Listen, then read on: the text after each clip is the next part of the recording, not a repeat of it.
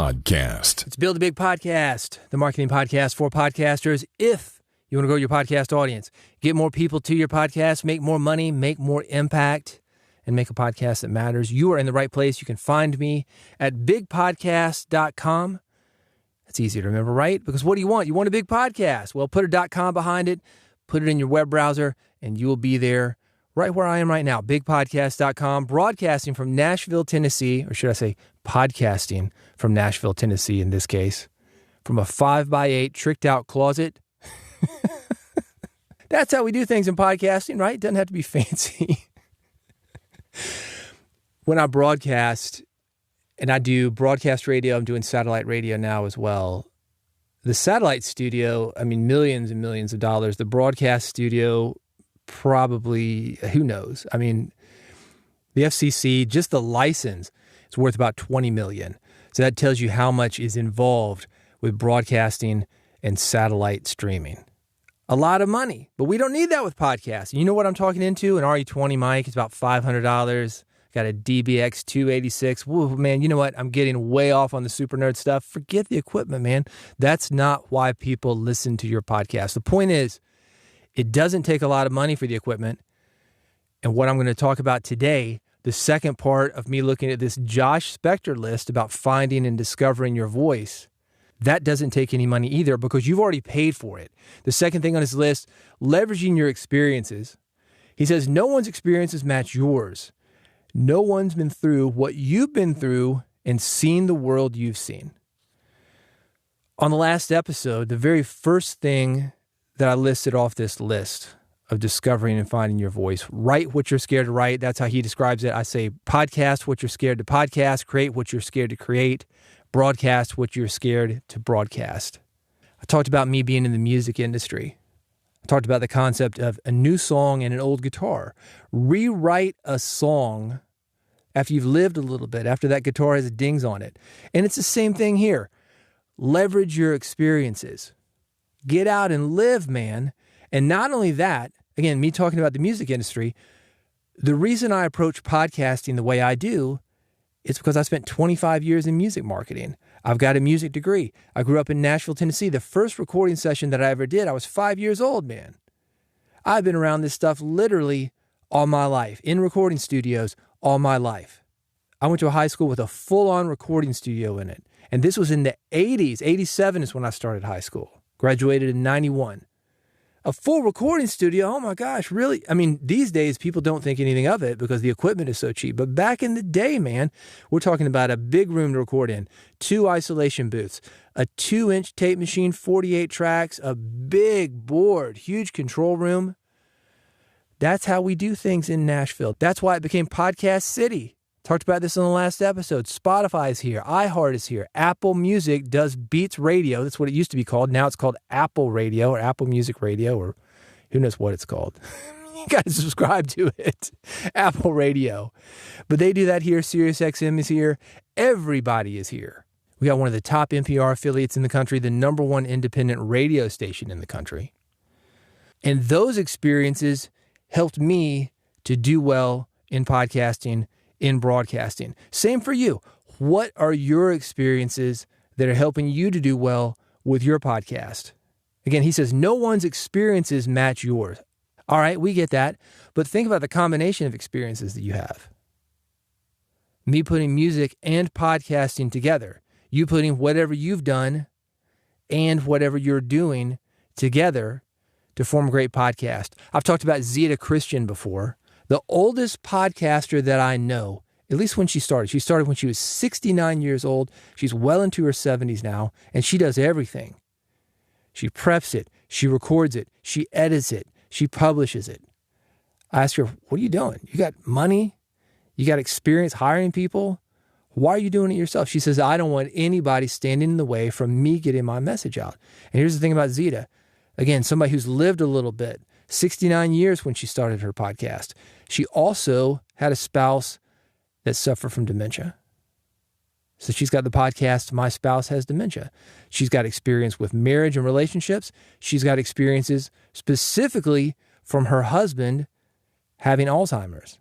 That's what Josh Spector is talking about. Developing your voice, you can't fake experience. I could come in as a broadcaster. Hey, everybody. Hey, spouses, caregivers, David here. I mean, I can use the radio voice, use the effects and stuff, but I'm not going to connect like this woman, Zeta Christian, because she's been there, done that. About leveraging your experiences, Josh says this. He says, use them, be inspired by them, milk them for all they're worth. Man, that sounds harsh. Be kind, man. You don't need to milk them for all they're worth, but lean into them. Yeah. When I was starting my music career, and I started in 95, professionally, started my company in 95. I was still in college. Before that, I'd had 10 years of band experience. I was booking, promoting, marketing. That's what informed my voice for broadcast radio. And I'm talking real broadcast radio. I'd done college and a little bit of post-college work, but really diving deeply into it in 2005 when I got into podcasting with Music Business Radio. You couldn't fake it. Because when I sat down with musicians, and I can talk about a Mixolydian scale or whatever, or I can talk about touring, maybe not at the level of the guys that I'm interviewing, but certainly being on the road, playing to an empty crowd, maybe being scared to play, having writer's block. I could connect to them on that way. You can't fake that. That's what made that show great. It's what makes that show great. Been there, done that. When I talk to you as a podcaster, that's what makes this show great because I'm in the trenches doing it. I wake up every morning at 4 a.m. I'm at the studio about 5, on the air at 6 a.m. every single day. You can't fake that, man. This isn't theory. This is really, I would argue, a lifestyle. It's got a career attached to it, maybe, if you're lucky. And I think you can have that if you want it, if you're willing to do the things that Josh Spector is talking about, certainly, such as what I'm talking about on this episode, leveraging your experiences, basically putting out there what you're afraid to put out there, something that has that edge, pushing up against that edge. These are the things that's making you unique. I want to throw out a challenge to you. On your next episode, I want you to think about what you've done in the past or what you're doing outside of podcasting. Maybe it's a failed marriage, a successful marriage, failed career, successful career, something outside of what you're podcasting about. See if you can bring that into podcasting. And you don't have to bring your wife on and your husband on. I'm not talking about that. But maybe a lesson you learned from marriage or from a relationship, a failed relationship or a successful one. Combine that with whatever it is that you're podcasting about. See if you can create a unique episode of the been there, done that kind of thing. I've experienced this kind of thing, and make something that other people cannot copy, something that is uniquely yours based on your experience, but also based on your personality. And leaning into that, not having this nameless, faceless AI generated stuff. You're worried about AI? Man, no. AI doesn't know stories or experiences. It might feel like it does. That's one of the dangers we're worried about. People using AI as a therapist. It seems like it knows you.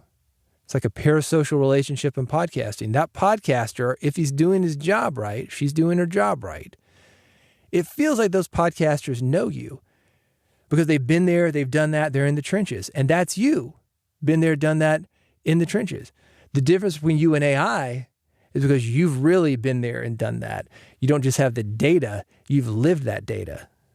So think about that, bringing something that you were doing outside of the podcast studio or have done outside of the podcasting studio into your next episode, leveraging your experiences. Just try it, man. Do it for an episode. If it works, continue to do it. I'm not talking about failure porn. We talk about writing what you're scared to write, podcasting what you're scared to write, and leveraging your experiences. If you're going to talk about failures, don't lean into that. Man, I was homeless. I was having to beg for drugs. People lean into that way too much. And it's inauthentic. I talked about this on the last episode. Some guy had unfortunately been abused as a kid, and it seemed like he was using it for clicks. It just didn't come off well. People can see that too. So be authentic, connect with your audience, and don't be afraid to bring those non-podcasting experiences into your podcast. That's how you're going to have something unique. And as Josh Spector would say, that is how that you are going to develop your voice. Or as I say, finding your voice, find, develop, whatever. Regardless, you're going to be doing it. And more people are going to connect to your message because more people are going to connect to you. You are attached to your message in podcasting. I want to keep this conversation going with you. If you want to get in touch with me, do this. Go to bigpodcast.com. If you want to subscribe to this podcast, make sure you never miss an episode, including the additional episodes from this series and the one that I just talked about, the one that I did right before this, podcasting what you're scared to podcast about. You can find those things by subscribing at bigpodcast.com/subscribe. I make it easy on you. I've got 3 buttons. Click on one of them, man. iPhone, Android. What are you listening on? One of the 2 usually, right? All right. Well, click on that one. You'll make sure that you never miss an episode. And if you're old-fashioned, you're an old-school guy, and you say, by God, I've been podcasting since 2005. All right, cool. You want an RSS feed? I got it for you. It's right there. All these things, the iPhone link, the Android link, the direct RSS feed link, you'll find them at bigpodcast.com/subscribe. Go there now before you forget. Click on one, and I'll see you on the next episode of Build a Big Podcast.